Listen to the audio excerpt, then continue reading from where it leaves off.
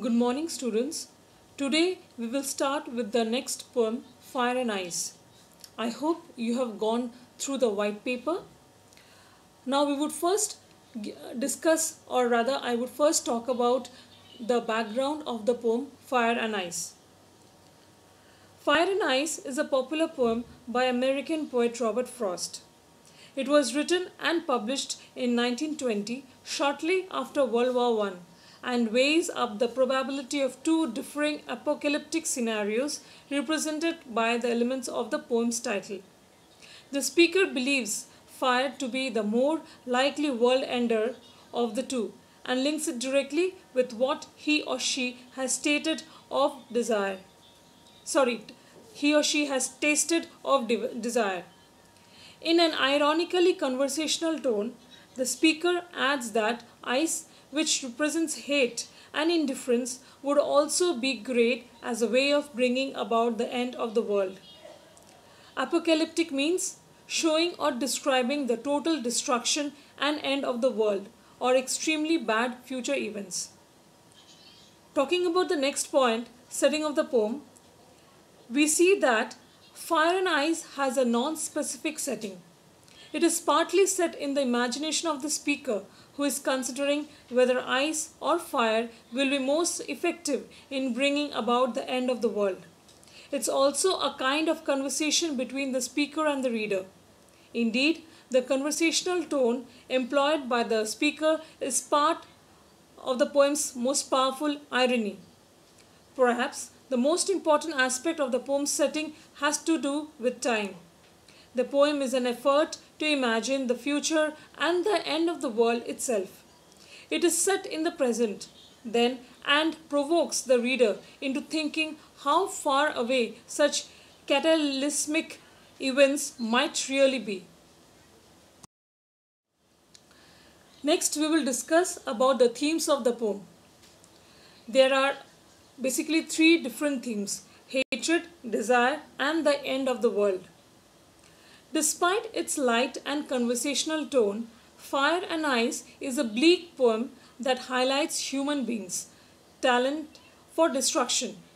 The poem is a work of eschatology, writing about the end of the world, and possesses two possible causes for this end, that is, fire and ice.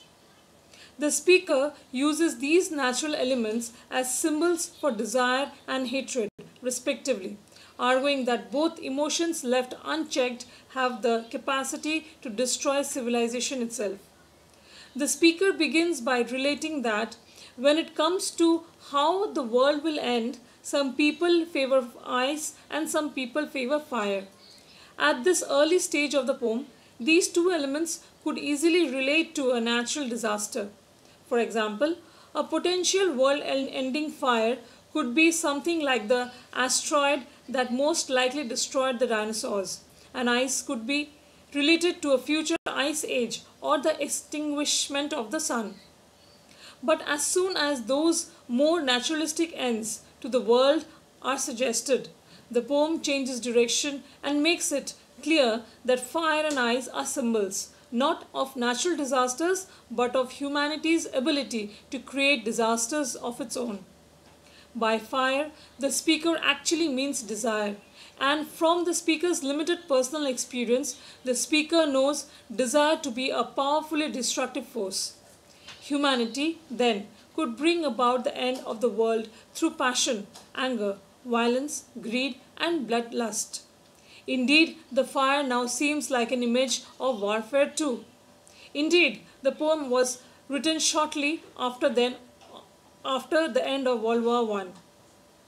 Though the speaker feels fire is the likely way for humanity to destroy itself and the world, the speaker also feels that human beings' capacity for destruction is so great that it could bring about this calamity more than once.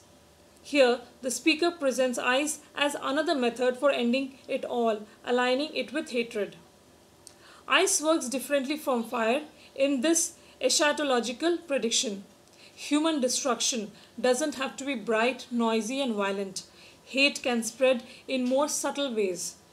Ice has connotations of coldness and indifference, And so, a possible reading here is that the end of the world could be brought about by inaction rather than some singular major event.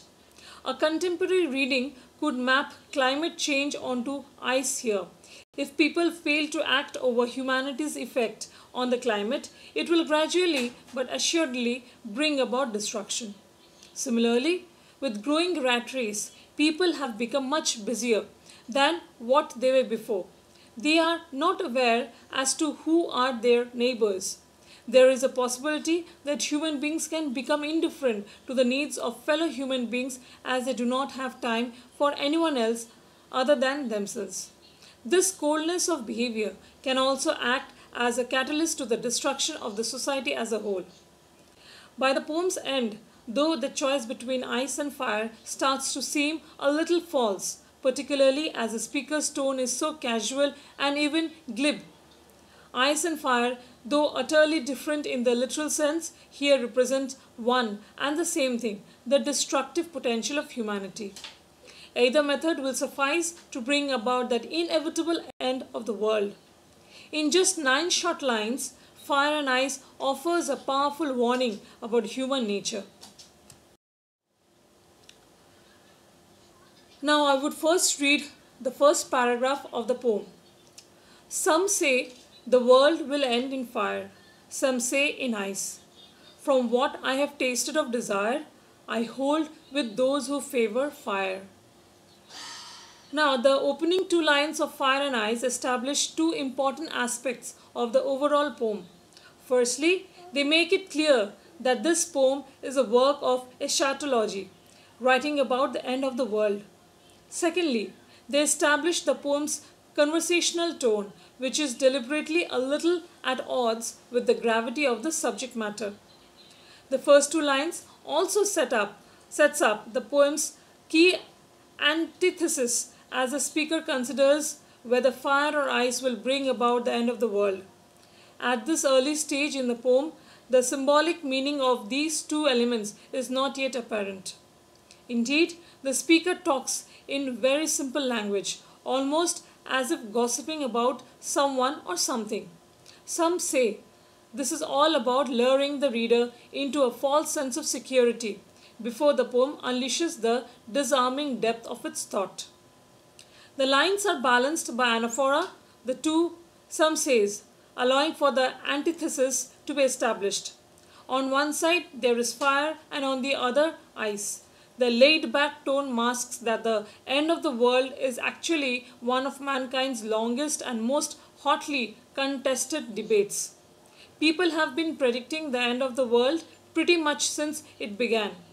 What's interesting about the setup here is that, despite the casual tone, the poem has already smuggled in a rather bleak idea. Though the speaker presents 2 choices, they both essentially amount to the same thing, that is, the end of the world. There is no third option in which the world is not destroyed.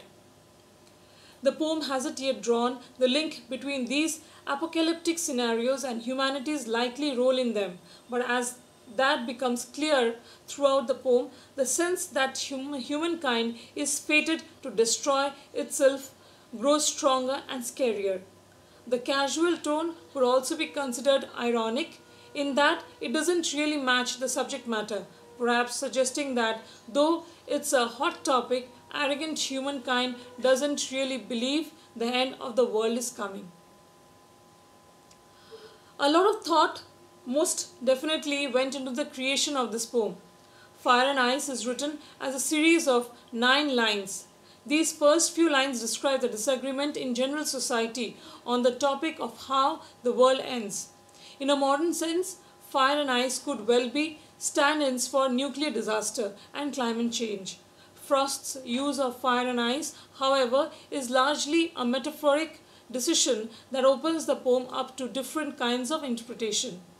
Ice and fire, of course, are opposites of one another, suggesting that most people have entirely opposing views on the apocalypse. After all, the world can't end in ice and fire at the same time. Ice and fire also represent 2 extremes which, on a grand enough scale, could cause immense damage and are fighting and a fitting metaphors for harbingers of death. Here the speaker provides their own opinion. They equate fire with desire, which is to suggest that it is equal with passions, with greed, with rage. Fire is being used as a metaphor for strong consuming emotions such as desire. It is a fitting analogy. In a candle or a fireplace, fire shows a person the way. It is warmth and light. In the same way, small desires are no trouble at all and can guide a person to the things they want in life. On a large scale, however, fire consumes and destroys, and so too does desire. The speaker recalls their experiences with strong desire and tends to believe that it is those kinds of emotions and impulses that lead the world down its irrevocable path. For the speaker, the world will end in fire. Now moving on to the next stanza. But if it had to perish twice, I think I know enough of hate to say that for destruction eyes is also great and would suffice. Now, as a close opposite to the burning desires the speaker sees as being so dangerous, the ice is also a concern in their mind. They believe the world will burn in one form or the other, and that would end it. But if it did not end, and the fire wasn't enough, the remainder of the poem says, then they believe the ice could manage the feet as well. As an opposite of a burning flame, a chilling sheen of ice represents hatred to the speaker. They think of it as something that would chill the world, slow it down and isolate each individual enough that the human race simply couldn't survive it. The potential for ice would suffice, and even though they tend to believe in the destructive power of desire, they see no reason to believe that hate couldn't end the world just as easily.